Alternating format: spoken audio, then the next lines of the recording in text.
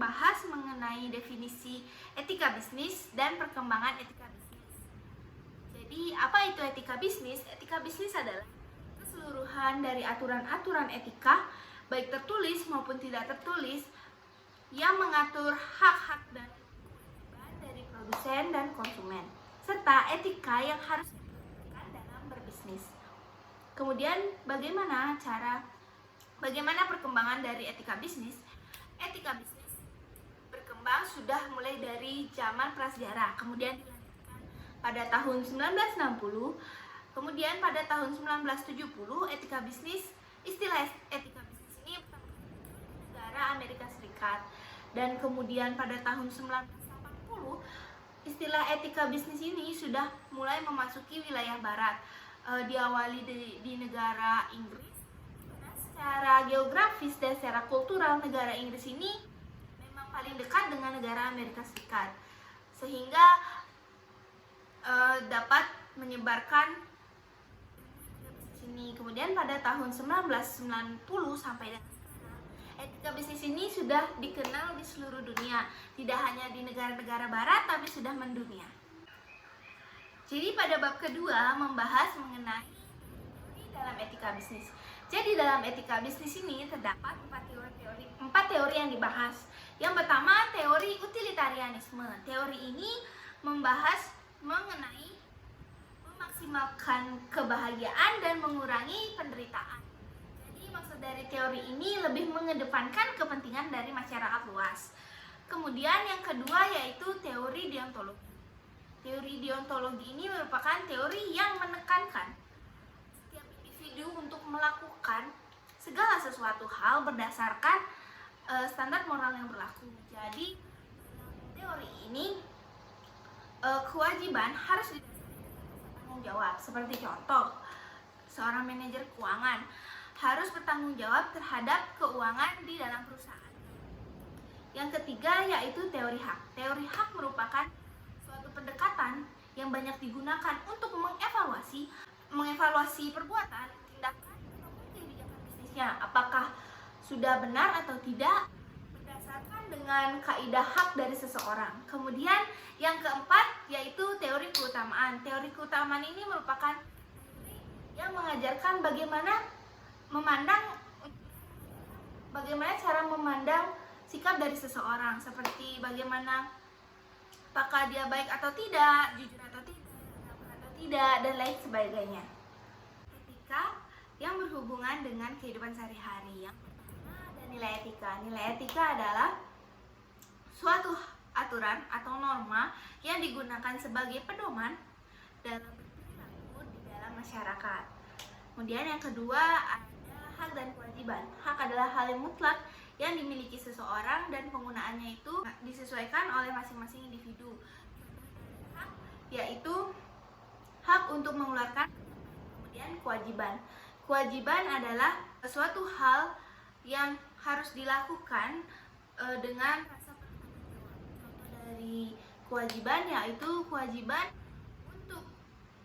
kewajiban perusahaan untuk membayarkan upah kepada karyawan berupa gaji. Kemudian yang ketiga adalah peduli dan menghargai.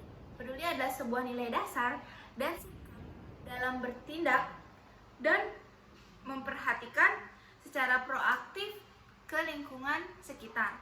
Kemudian menghargai adalah sikap peduli terhadap diri sendiri, orang lain, dan lingkungan sekitar. Kemudian yang keempat ada toleransi, empati, dan sikap positif. Toleransi adalah kemampuan individu untuk memperlakukan individu lainnya dengan baik. Kemudian yang kedua ada empati. Empati adalah sebuah sikap mental di mana seorang individu dapat merasakan keadaan, perasaan, dan pikiran yang dialami oleh individu yang lainnya. Kemudian sikap positif. Sikap positif adalah perilaku seseorang yang sesuai dengan norma yang berlaku. Kemudian yang kelima ada sikap tidak etis dalam perusahaan. Sikap tidak etis ini merupakan perilaku yang menyimpang dari tujuan awal yang telah ditentukan. Contoh dari perilaku tidak etis ini ada perilaku menyalahgunakan sumber daya organisasi dan perilaku yang tidak berbuat apa-apa. Jadi pada bab 4 akan membahas mengenai arah bisnis dan penerapan etika dalam aspek bisnis, norma, dan hukum. Yang pertama yaitu penerapan etika dalam bisnis, norma, dan hukum. Jadi penerapan etika bisnis ini berpusat kepada permasalahan moral yang dihadapi di dalam dunia bisnis. Kemudian yang kedua yaitu histori dan perubahan etika. Jadi istilah etika bisnis ini sudah dikenal sejak tahun 1960-an, di mana hal ini ditandai dengan adanya perubahan sudut pandang perilaku di dalam dunia bisnis di Amerika Serikat. Kemudian yang ketiga ada misi dari etika bisnis. Misi dari etika bisnis ini untuk memberikan dorongan bagi kesadaran moral dan memberi batasan bagi para pembisnis dan pengusaha agar menjalankan usahanya secara jujur. Kemudian yang keempat ada teori normatif, metaetika, dan teori deskriptif. Teori normatif merupakan teori yang penting dari etika bisnis. Jadi teori ini dinilai berdasarkan nalar. Yang kedua ada metaetika. Metaetika ini dibuat untuk menunjukkan pembahasan yang bukan dari moralitas, melainkan mengacu kepada konsep-konsep yang lainnya. Yang ketiga ada teori deskriptif. Jadi teori deskriptif ini merupakan teori yang menggambarkan tingkah laku moral. Jadi teori ini dinilai berdasarkan nilai norma. Jadi di bab 5 materi yang dibahas mengenai etika bisnis dalam bisnis internasional. Jadi mengapa etika bisnis itu sangat penting dalam bisnis internasional? Karena bisnis internasional ini menghubungkan dua atau lebih negara, di mana dua negara tersebut memiliki perbedaan kultural atau perbedaan budaya, sehingga mungkin saja dapat terjadi konflik. Jadi etika bisnis ini penting adanya untuk mengurangi kecurangan, atau bisa juga etika bisnis ini digunakan sebagai norma yang disepakati dalam bisnis, sehingga bisnis yang terjadi dapat sesuai dengan aturan-aturan yang ada. Kemudian yang kedua ada dumping. Dumping adalah suatu kegiatan menjual barang di pasar internasional dengan memasang harga terendah atau harga yang paling murah dari harga pasar dalam negerinya.